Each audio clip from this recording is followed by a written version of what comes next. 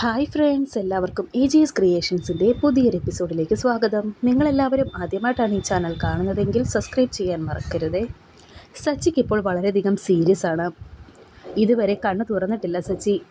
പുറത്ത് എല്ലാവരും വിഷമിച്ച് നിൽക്കുന്നുണ്ട്. സന്ദീപിനും അനൂപിനും ഒന്നും പുറത്തോട്ടിറങ്ങാൻ പറ്റാത്ത അവസ്ഥയാണ്. ചാനലുകാരാണ് പുറത്ത് മുഴുവനും. കൂടാതെ നാട്ടുകാരും നല്ല പോലെ ബഹളം വയ്ക്കുന്നുണ്ട്. ആ ഹോസ്പിറ്റലിൽ വേറെയും മറ്റു ചിലരെ വയ്യാതെ വന്ന് അഡ്മിറ്റ് ആക്കിയിട്ടുണ്ട്. നമ്മളിപ്പോൾ പുറത്തിറങ്ങാതിരിക്കുക എന്നുള്ളതാണ് ചെയ്യേണ്ടത് എന്നിപ്പോൾ ആരതി അവരോട് പറയുന്നുണ്ട്. ഈ സമയം ഇപ്പോൾ സിസ്റ്റർ അവിടേക്ക് വന്ന് വക്കച്ചൻ്റെ ബന്ധുക്കൾ ആരെങ്കിലും ഉണ്ടോ എന്ന് വന്ന് തിരക്കുന്നുണ്ട്. അപ്പോൾ അനൂപ് പറയുന്നുണ്ട് ഇല്ല എന്ന്. ആരും വന്നിട്ടില്ല എന്ന് അനൂപ് സിസ്റ്ററോട് പറയുന്നു. ഈ സമയം ഇപ്പോൾ അവന്തികയുടെ ഒരു ഗുണ്ട അവിടെ വന്ന് അവരെന്തൊക്കെയാണ് ചെയ്യുന്നതെന്ന് നിരീക്ഷിക്കുന്നുണ്ട്. എന്നിട്ട് അപ്പോൾ കാര്യങ്ങളെല്ലാം മൂർത്തിയെ വിളിച്ച് അറിയിക്കുകയാണ്. മൂർത്തിയാണെങ്കിൽ കുറച്ച് കാര്യങ്ങളൊക്കെ പ്ലാൻ ചെയ്തുകൊണ്ടിരിക്കുന്നുണ്ട്.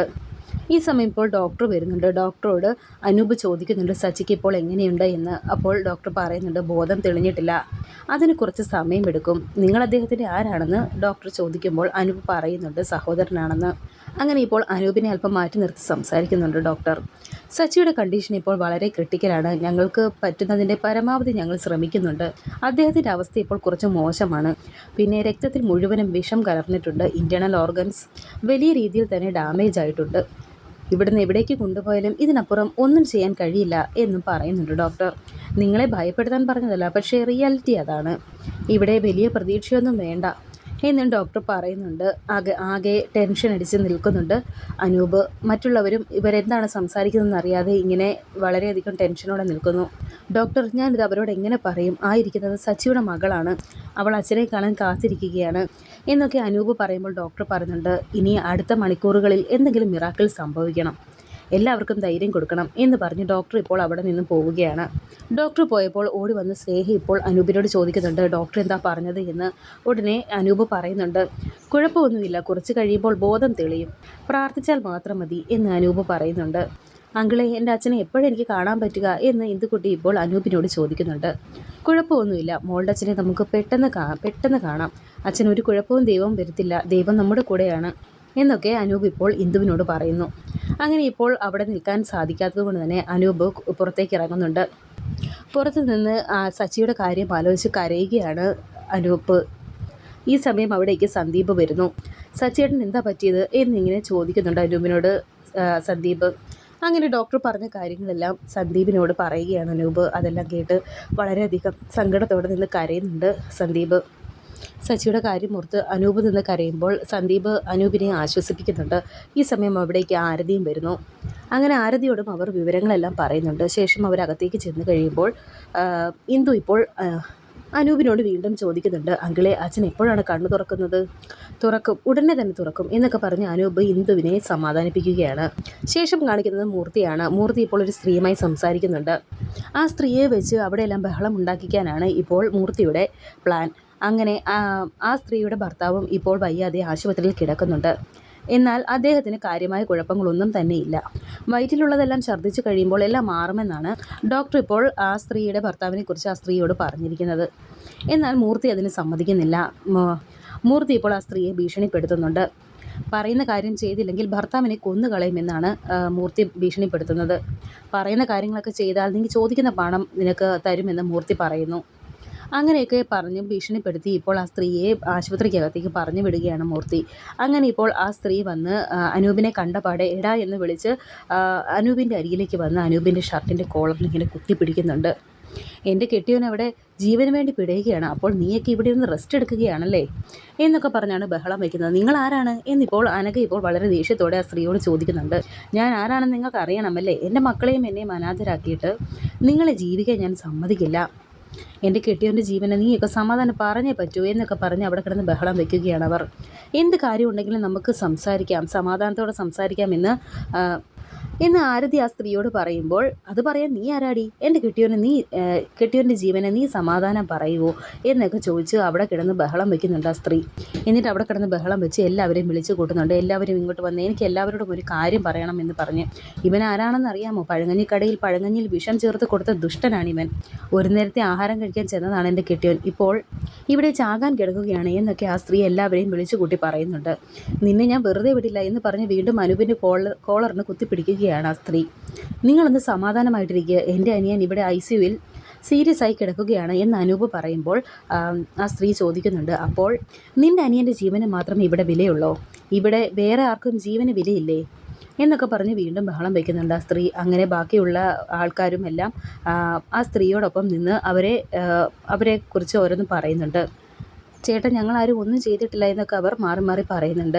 കുടുംബത്തിൽ ഒരാൾ ഇവിടെ മരിക്കാൻ കിടക്കുകയാണ്, എന്നിട്ടാണോ നിങ്ങൾ ഇവിടെ കൊലയാളി എന്ന് പറയുന്നത് എന്ന് സന്ദീപ് പറയുന്നുണ്ട്. ദയവ് ചെയ്ത് ഞങ്ങൾ പറയുന്നത് നിങ്ങളൊന്ന് കേൾക്കുക എന്ന് സ്നേഹയും പറയുന്നു. നിന്നെയൊക്കെ എന്താ ചെയ്യേണ്ടതെന്നറിയാമോ എന്ന് ചോദിച്ച് അവിടെ നിൽക്കുന്നവരെല്ലാം ഇപ്പോൾ അനൂപിൻ്റെ നേരെ അനൂപിനെ തല്ലാനൊക്കെ ഒരുങ്ങുന്നുണ്ട്. അവിടെ വലിയൊരു ബഹളം തന്നെയാണ് നടക്കുന്നത്. ഇത് കണ്ട ആരതി ഇപ്പോൾ സെക്യൂരിറ്റിയെ വിളിക്കുന്നുണ്ട്. സെക്യൂരിറ്റിയൊക്കെ വന്ന് ഇപ്പോൾ ആളുകളെ പിടിച്ചു മാറ്റാൻ ശ്രമിക്കുന്നുണ്ട്. ഇതിനിടയിൽ അവിടേക്ക് ചാനലുകാരും വരുന്നു. ആശുപത്രിയിൽ വലിയൊരു ബഹളം നടന്നുകൊണ്ടിരിക്കുകയാണ്. എല്ലാവരും ഇപ്പോൾ പുറത്തേക്ക് ഇറങ്ങി. അനൂപും ആരതിയും കുട്ടികളും കാറിലേക്ക് കയറുകയാണ്. ഒരുവിധം അവർ കാറിലേക്ക് കയറി. ആരതി ഇപ്പോൾ അനൂപിനെയും കുട്ടികളെയും കൊണ്ട് അവിടെ നിന്ന് പോകുന്നു. സന്ദീപും അനഘയും സ്നേഹയും ഇപ്പോൾ വളരെയധികം ടെൻഷനോടെ തന്നെ നിൽക്കുന്നുണ്ട്. ശേഷം കാണിക്കുന്നത് ഇപ്പോൾ അർച്ചനയും ഗോകുലിനെയുമാണ്. അർച്ചന ഇപ്പോൾ ഗോകുലിന് ഭക്ഷണം കൊടുത്തുകൊണ്ടിരിക്കുകയാണ്. സമയം ഇപ്പോൾ രാത്രിയായിട്ടുണ്ട്. ആരതി ഇപ്പോൾ ഗോകുലിനെ ഫോൺ ചെയ്യുന്നു. സച്ചിയുടെ വിവരം അറിയാനായിരുന്നു വിളിച്ചത്. ന്യൂസിലൂടെ കാര്യങ്ങളൊക്കെ അറിഞ്ഞല്ലോ എന്ന് ചോദിക്കുന്നുണ്ട്. ആരോ പ്ലാൻ ചെയ്തതുപോലെയാണ് കാര്യങ്ങളൊക്കെ നടക്കുന്നത്. സച്ചിയെ അപകടപ്പെടുത്തിയതാവാനാണ് സാധ്യത. അവർ ഒരിക്കലും ഇങ്ങനെ ചെയ്യില്ല. ഒരു കാര്യം സത്യമാണ്, ആഹാരത്തിൽ വിഷം കലർന്നിട്ടുണ്ട്. പക്ഷേ അതെങ്ങനെയാണ് സംഭവിച്ചതെന്ന് അറിയില്ല എന്നൊക്കെ ഇപ്പോൾ ആരതി പറയുന്നുണ്ട്. എനിക്ക് ഇതുവരെ ഡോക്ടറോട് സംസാരിക്കാൻ കഴിഞ്ഞില്ല എന്ന് ഗോകുൽ പറയുമ്പോൾ ആരതി പറയുന്നുണ്ട്, വളരെ സീരിയസ് ആണെന്നാണ് പറഞ്ഞിരിക്കുന്നത്. എന്തെങ്കിലും ഒരു മിറാക്കിൾ സംഭവിക്കണം, അല്ലാതെ ജീവൻ രക്ഷിക്കാൻ വേറെ മാർഗമില്ല എന്ന് ആരതി പറയുന്നുണ്ട്. പ്രാർത്ഥനയ്ക്ക് ശക്തിയുണ്ടെങ്കിൽ അയാൾ ജീവിതത്തിലേക്ക് തിരിച്ചു വരും. അങ്ങനെ പറയാൻ തന്നെയാണ് ഞാനിപ്പോൾ ആഗ്രഹിക്കുന്നത് എന്ന് പറഞ്ഞ് ഗോകുൽ ഇപ്പോൾ ഫോൺ വയ്ക്കുകയാണ്. ഗോകുൽ അങ്ങനെ സച്ചിയോട് സംസാരിച്ച ആ സന്ദർഭങ്ങളൊക്കെ ആ അമ്പലത്തിൽ വെച്ച് സംസാരിച്ച കാര്യങ്ങളൊക്കെ ഇങ്ങനെ ആലോചിച്ചിരിക്കുന്നുണ്ട് ഗോകുൽ. അതൊക്കെ ഓർത്ത് വളരെയധികം വിഷമിച്ച് അസ്വസ്ഥനായി കഴിക്കാതെ അവിടെ നിന്നും എഴുന്നേൽക്കുന്നുണ്ട് ഗോകുൽ അങ്ങനെ വിഷമിച്ച് മാറി നിൽക്കുന്നത് കണ്ട് ഇപ്പോൾ അർച്ചന അവിടേക്ക് ചെല്ലുന്നുണ്ട്. എന്നിട്ട് ഗോകുലിനോട് പറയുന്നുണ്ട്, ഇതെന്താ ഗോകുൽ, ഇത്രയ്ക്കും ഇമോഷണൽ ആകേണ്ട കാര്യമുണ്ടോ എന്ന് അർച്ചന ചോദിക്കുമ്പോൾ ഗോകുൽ പറയുന്നുണ്ട്, ജീവിതത്തിൽ നമ്മൾ കണ്ടുമുട്ടുന്ന ചില മനുഷ്യരുണ്ട്. അവരെ നമുക്ക് ആദ്യം അറിയില്ല, പക്ഷേ അവർ പതിയെ പതിയെ നമ്മുടെ ജീവിതത്തിൻ്റെ ഒരു ഭാഗമാകുന്നു. പലപ്പോഴും അവരുടെ സന്തോഷങ്ങളും സങ്കടങ്ങളും നമ്മുടേതായി മാറും. അങ്ങനെ ഒരാളാണ് സച്ചി. ഒരു സാധാരണ ഡ്രൈവർ, പക്ഷേ പരിചയപ്പെട്ട് സംസാരിച്ചപ്പോൾ അയാളെക്കുറിച്ച് കൂടുതൽ അറിഞ്ഞപ്പോൾ അയാളോട് എനിക്ക് കൂടുതൽ ബഹുമാനം തോന്നി. ഇത്രയെല്ലാം നഷ്ടപ്പെട്ടിട്ടും വർഷങ്ങൾ കഴിഞ്ഞിട്ടും ഇത്രയും നാൾ അയാൾ കാത്തിരുന്നത് അയാളുടെ ഭാര്യയ്ക്കും കുഞ്ഞിനും വേണ്ടിയാണ്. സത്യത്തിൽ നിർഭാഗ്യവതി എന്ന് പറയുന്നത് ആ ഭാര്യയല്ലേ? ആ സ്നേഹം അനുഭവിക്കാൻ അവർക്ക് പറ്റിയില്ലല്ലോ എന്ന് അർച്ചനയും പറയുന്നുണ്ട്. വല്ലാത്തൊരവസ്ഥയിലൂടെയാണ് സച്ചിയും കുടുംബവും ഇപ്പോൾ കടന്നു പോകുന്നത്. സ്വന്തം മരുമകൻ മരണത്തോട് മല്ലടിച്ച് ഹോസ്പിറ്റലിൽ കിടക്കുമ്പോഴും ആ സ്ത്രീയാണിത് ചെയ്തതെന്ന് പറഞ്ഞ് സമൂഹം അവരെ വേട്ടയാടുന്നു എന്ന് ഗോകുൽ പറയുമ്പോൾ അർച്ചന പറയുന്നുണ്ട്, സത്യത്തിൽ അവരുടെ കാര്യം ഓർക്കുമ്പോൾ എനിക്ക് കഷ്ടം തോന്നുന്നുണ്ട്. ഇത്രയും പ്രായമായ ഒരു സ്ത്രീ, അവരും ലോക്കപ്പിൽ. ഇതിനു പിന്നിലെ ചതി എന്താണെന്ന് നമുക്ക് തെളിയിക്കാൻ സാധിക്കില്ലേ എന്ന് അർച്ചന ഇപ്പോൾ ഗോകുലിനോട് ചോദിക്കുന്നുണ്ട്. അപ്പോൾ ഗോകുൽ പറയുന്നുണ്ട്, ഒരു പബ്ലിക് പ്രോസിക്യൂട്ടറിൻ്റെ അവസ്ഥ പലപ്പോഴും ഇങ്ങനെയൊക്കെ തന്നെയാണ്.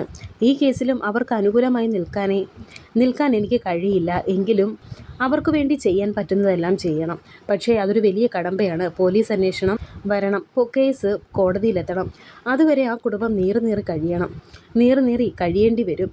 ആരതി പറഞ്ഞത് വെച്ച് നോക്കിയാൽ അയാൾ മരണത്തിന് തൊട്ടു മുന്നിലാണ്, ഒരു ക്രിട്ടിക്കൽ സ്റ്റേജിലാണ് നിൽക്കുന്നത് എന്ന് ഗോകുൽ ഇപ്പോൾ അർച്ചനയോട് പറയുന്നു.